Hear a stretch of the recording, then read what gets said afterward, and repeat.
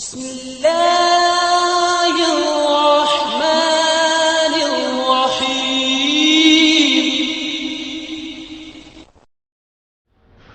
صحیح بخاری حدیث نمبر 4۔ حضرت جابر بن عبداللہ انصاری رضی اللہ تعالیٰ عنہ سے روایت ہے، انہوں نے رسول اللہ صلی اللہ علیہ وسلم کی زبانی بندش وحی کا واقعہ سنا۔ آپ نے بیان فرمایا، ایک بار میں کہیں جا رہا تھا کہ مجھے اچانک آسمان سے ایک آواز سنائی دی۔ میں نے نگاہ اٹھائی تو دیکھا کہ وہی فرشتہ جو میرے پاس غار ہرا میں آیا تھا، آسمان و زمین کے درمیان ایک کرسی پر بیٹھا ہوا ہے۔ میں اسے دیکھ کر سخت دہشت زدہ ہو گیا۔ گھر لوٹ کر میں نے اہل خانہ سے کہا، مجھے چادر اڑاؤ، مجھے چادر اڑاؤ۔ انہوں نے مجھے چادر اڑا دی۔ اس وقت اللہ تعالیٰ نے وحی نازل کی، اے لحاف میں لپٹنے والے، اٹھو اور خبردار کرو، اپنے رب کی بڑائی کا اعلان کرو اور اپنے کپڑے پاک رکھو اور گندگی سے دور رہو۔ پھر نزول وحی میں تیزی آ گئی اور لگاتار نازل ہونے لگی۔ فوائد و مسائل۔ یہ روایت پہلی روایت کا تمتا ہے جسے ایک دوسری سند سے بیان کیا گیا ہے۔ پہلی سند حضرت عائشہ رضی اللہ تعالیٰ عنہ تک حضرت عروہ کے واسطے سے پہنچتی ہے، جبکہ اس روایت کی سند حضرت ابو سلمہ بن عبد الرحمن کے واسطے سے حضرت جابر رضی اللہ تعالیٰ عنہ تک پہنچتی ہے۔ پہلی روایت میں ابن شہاب زہری نے بواسطہ عروہ عن عائشہ رضی اللہ تعالیٰ عنہ بندش وحی تک کا واقعہ بیان کیا تھا، اور اس روایت میں بواسطہ ابو سلمہ عن جابر رضی اللہ تعالیٰ عنہ اس کا نتیجہ ذکر کیا ہے۔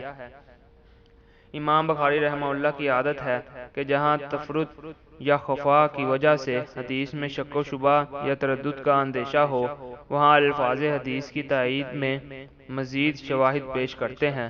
اسے محدثین کی اصطلاح میں مطابقت کہا جاتا ہے۔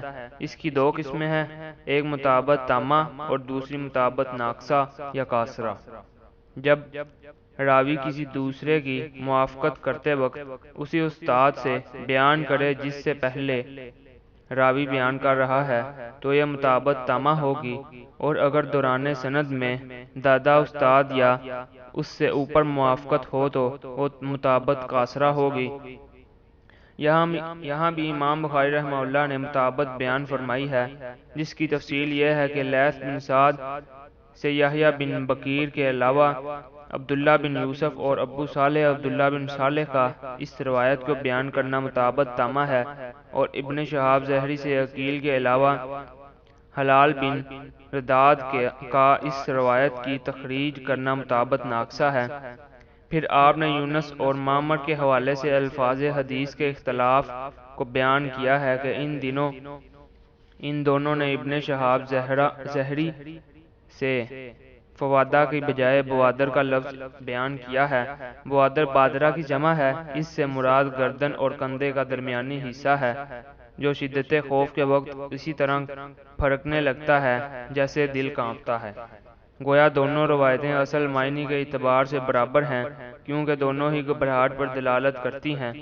اس حدیث سے معلوم ہوتا ہے کہ پہلی وحی یا ایھا المدثر ہے، جبکہ حدیث سابق سے پتہ چلتا ہے کہ پہلی وحی اقرأ بسم ہے۔ دونوں ہی باتیں اپنی اپنی جگہ صحیح ہیں۔ یا ایھا المدثر اس اعتبار سے پہلی وحی ہے کہ بندش وحی کے بعد دوبارہ وحی کے نزول کا آغاز سورۃ مدثر سے ہوا، یعنی پہلی وحی اقرأ بسم ربک الذی خلق ہے۔ اس کے بعد وحی کا سلسلہ عارضی طور پر منقطع ہو گیا تھا۔ اس حدیث میں ہے کہ رسول اللہ صلی اللہ علیہ وسلم نے کمبل اوڑھانے کا مطالبہ کیا۔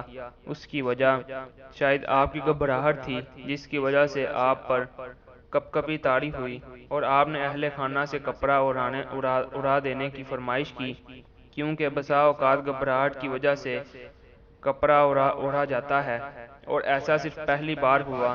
بعد ازاں جب آپ پر وحی نازل ہوتی تو بوجھ پڑنے سے آپ کو سخت پسینہ آ جاتا، لیکن گھبراہٹ طاری نہیں ہوتی تھی، اور نہ آپ کپڑا اوڑھانے ہی کا مطالبہ کرتے تھے۔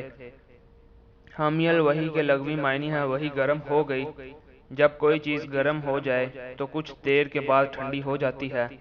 تو تواترہ کے لفظ سے اشتباہ ختم ہو گیا، یعنی وحی کا معاملہ ٹھنڈا نہیں ہوا بلکہ پہلے سے زیادہ تسلسل کے ساتھ اس کا آغاز ہو گیا۔